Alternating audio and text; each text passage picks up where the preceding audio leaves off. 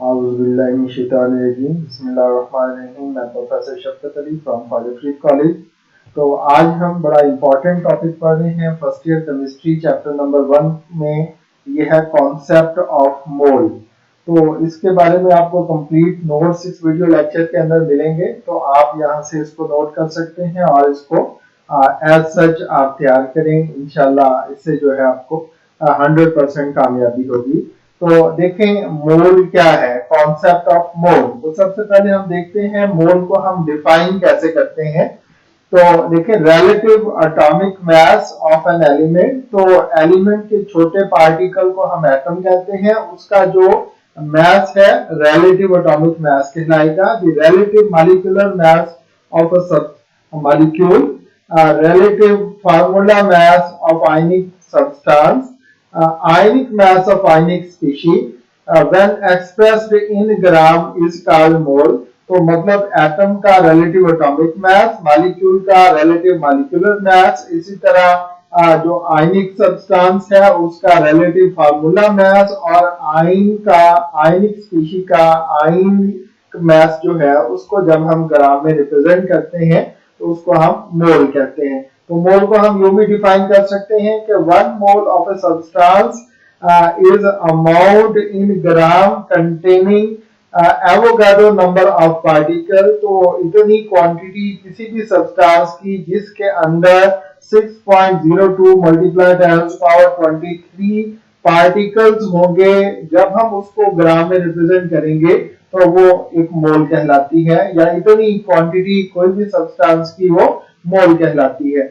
तो इसको हम n से रिप्रेजेंट करते हैं, इसको हम MOL इससे एब्रीवेट करते हैं, इससे हम जाहिर करते हैं। SI यूनिट है ये किसी भी क्वांटिटी को एक्सप्रेस करने के लिए जो हम यूनिट इस्तेमाल करते हैं SI यूनिट सब्सटेंस की, वो मोल होती है। तो हम एग्जांपल्स देखते हैं। देखें सोडियम एक एलिमेंट है, अगर 23 ग्राम सोडियम होगा तो 1 मोल के बराबर होगा। इसी तरह वाटर एक मॉलिक्यूलर कंपाउंड है, अगर उसके 18 ग्राम होंगे तो ये 1 मोल के बराबर होगा।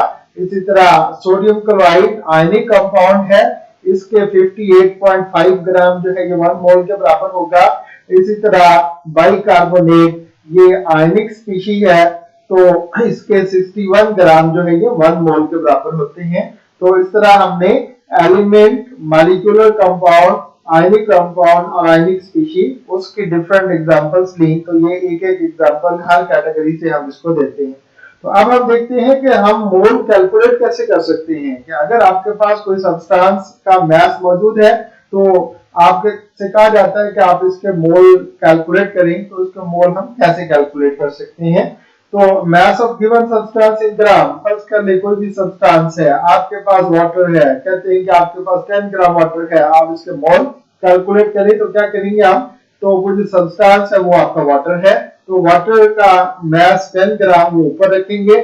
नीचे हम अगर वो एलिमेंट है तो उसका एटॉमिक मास, मॉलिक्यूल है तो मॉलिक्यूलर मास, आयनिक कंपाउंड है तो फार्मूला मास, और अगर आयनिक स्पीशी है तो आयनिक मास। तो मास इन ग्राम ओवर उसका atomic mass, molecular mass, formula mass या आयनिक मास, इसमें से जो भी गिवन होगा उससे आप डिवाइड कर दें तो हम उसके मोल कैलकुलेट कर सकते हैं।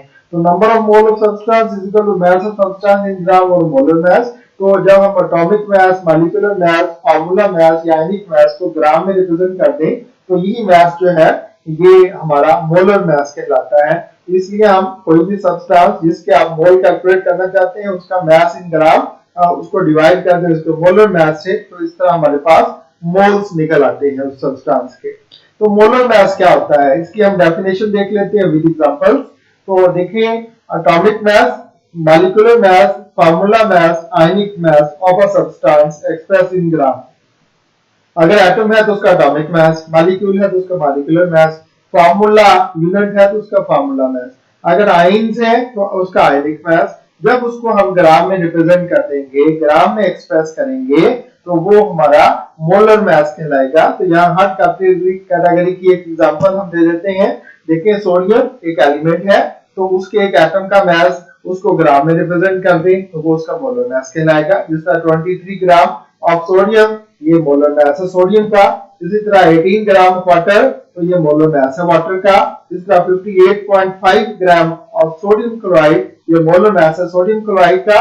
और इसी तरह से 61 ग्राम ऑफ बाइकार्बोनेट, तो ये मोलर मास है बाइकार्बोनेट का। तो ये हो गया हमारा मोलर मास। तो मोलर मास क्या है कि अगर एटम है तो उसका एटॉमिक मास, मॉलिक्यूल है तो उसका मॉलिक्यूलर मास, फार्मूला है तो उसका फार्मूला यूनिट मास, और अगर आयनिक कंपाउंड है तो उसका आयनिक मास जब ग्राम में रिप्रेजेंट करते हैं तो वो एक उसका मोलर मास कहलाता है। तो 1 mole of different substance is expressed separately. तो हम हर चीज का, अगर वो एटम है तो उसके मोल को अलग नाम देते हैं, अगर वो मॉलिक्यूल है तो उसको मोल को हम अलग नाम देते हैं। इस बुनियाद पर हम इनको ग्राम एटम, तो ग्राम एटम क्या है, relative atomic mass of an element, कि अगर आपके पास सब्सटेंस जिसको आप स्टडी करने जा रहे हैं वो एक एलिमेंट है, उसका जो रिलेटिव एटॉमिक मास है जब हम उसको ग्राम में रिप्रेजेंट कर देंगे तो वो उसका एक मोल कहलाएगा। उस मोल को हम ग्राम एटम कहते हैं, क्योंकि वो मोल एटम्स का है इसलिए हम उसको ग्राम एटम कहते हैं। तो ग्राम एटम, तो 1 ग्राम एटम ऑफ सोडियम 23 ग्राम के बराबर है। इसका 1 ग्राम एटम ऑफ क्लोरीन, तो ये क्लोरीन का 35.5 ग्राम के बराबर है। तो नंबर ऑफ ग्राम एटम या मोल कैलकुलेट करने हो तो उसका formula mass of element in gram, जो भी एलिमेंट है उसका मास ग्राम में हो तो उसको हम एटॉमिक मास से डिवाइड कर देते हैं, तो वो हमारे पास ग्राम एटम्स निकल आएंगे। इसी तरह ग्राम मॉलिक्यूल, तो ग्राम मॉलिक्यूल क्या होते हैं, ग्राम मॉलिक्यूल ये मोल होता है, किसका, मॉलिक्यूल्स का मोल होता है। तो relative molecular mass of molecular substance, कि अगर आपके पास कोई सब्सटेंस है वो मॉलिक्यूल की फॉर्म में है, उसका molecular mass when express in gram, कि जब हम उसको ग्राम में रिप्रेजेंट कर देंगे तो ये ग्राम मॉलिक्यूल कहलाएगा। इट इज आल्सो कॉल्ड ग्राम मोल, तो इसको हम ग्राम मोल भी कहते हैं। जिस तरह हमारे पास 1 ग्राम मॉलिक्यूल ऑफ वाटर, तो वाटर है, वाटर का मास 18 है, तो अगर उसको ग्राम में रिप्रेजेंट करते हैं, एमयू की बजाय ग्राम में रिप्रेजेंट करते हैं, तो ये क्या कहलाएगा हमारे पास 1 ग्राम मॉलिक्यूल ऑफ वाटर। इसी तरह से हम लेते हैं एग्जांपल सल्फ्यूरिक एसिड की। तो सल्फ्यूरिक एसिड का फॉर्मूला H2SO4 है, तो उसका मास 98 AMU होता है। अगर आप उसको ग्राम में रिप्रेजेंट कर दें तो वो भी 1 ग्राम मॉलिक्यूल के बराबर होगा।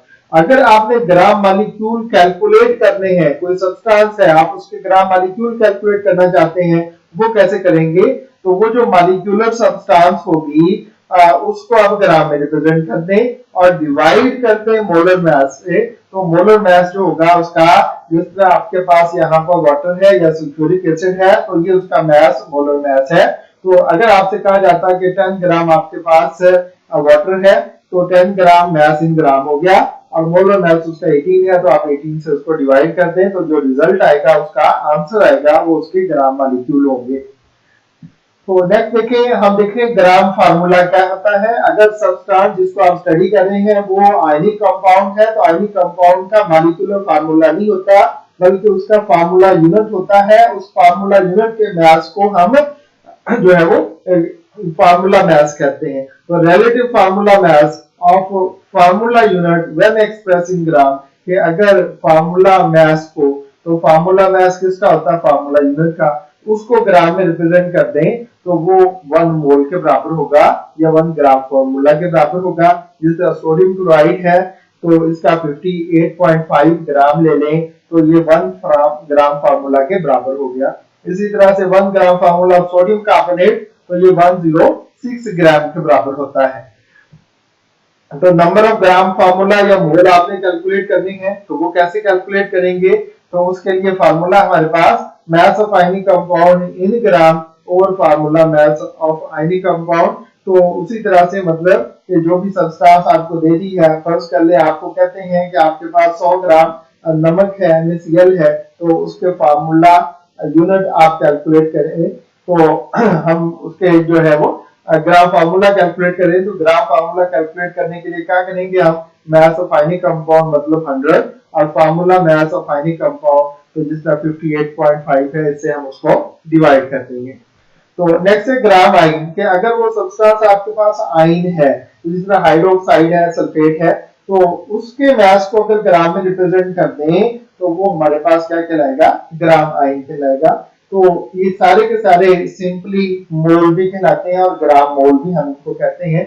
तो 1 ग्राम आइन ऑफ हाइड्रोक्साइड, तो हाइड्रोक्साइड का मास होता है 17 AMU। अगर उसको ग्राम में रिप्रेजेंट कर देंगे तो ये ग्राम आइन के बराबर हो जाएगा। इसी तरह से सल्फेट, इसका जो मास होता है वो 96 AMU होता है, तो अगर हम इसको ग्राम में रिप्रेजेंट करते हैं तो ये ग्राम आइन बन जाएगा। तो नंबर ऑफ ग्राम आइन या मोल, तो किसी सब्सटेंस के मोल या ग्राम आइन, तो यहाँ पर इसकी करेक्शन की जरूरत है, मोल MOLE या L जो है वो मिसिंग है। तो मास ऑफ आयनिक स्पीशीज इन ग्राम को हम उसके आयनिक मास से डिवाइड कर देंगे, तो यहाँ से हमारे पास जो है वो ग्राम आइन कैलकुलेट हो जाएंगे। तो यहाँ कुछ इंपॉर्टेंट डेफिनेशंस हैं, देखें एटॉमिक मास क्या होता है।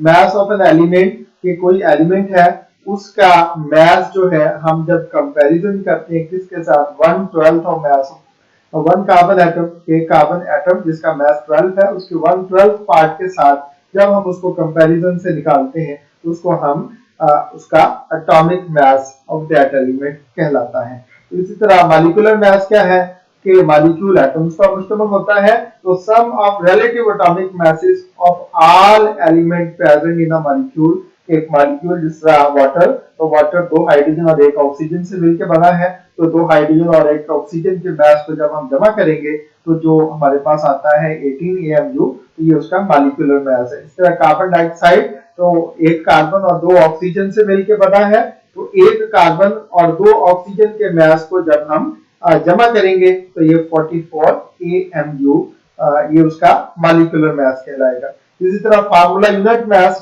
तो फार्मूला यूनिट बनता है 2 आइन से, तो आइन का मास और एटम का मास बराबर होता है, तो इसलिए हम क्या कहेंगे कि relative atomic mass of an element जब हम उसका सम ले लेंगे जो आयनिक कंपाउंड में आयन मौजूद है, जिस तरह सोडियम क्लोराइड, तो सोडियम का और क्लोराइड का, तो सोडियम और क्लोरीन एटम के मास को जमा कर ले तो ये उसका फार्मूला मास बन जाएगा। इसी तरह कैल्शियम और कार्बोनेट है, तो कैल्शियम का मास और कार्बोनेट के मास को जमा कर ले तो इसका जो सम होगा वो फार्मूला मास कहलाएगा। तो formula mass of ionic species, तो आयन के अंदर जो एटम है तो उनके रिलेटिव एटॉमिक मास का जो सम होगा of all element present in an ion या ionic species is called formula mass of ionic species या आयनिक मास। जिस तरह हमारे पास अमोनियम, कार्बोनेट और हाइड्रोक्साइड है, तो इनके मासेस जो है वो 18, 60 एंड 17 AMU बिलतरतीब है। तो that's end of our lecture. तो इसमें जितनी भी इंपॉर्टेंट डेफिनेशंस हैं ये बड़े इंपॉर्टेंट शॉर्ट क्वेश्चंस हैं, तो इसको आप नोट करें, इसको याद करें, बार बार इसको आप देखें।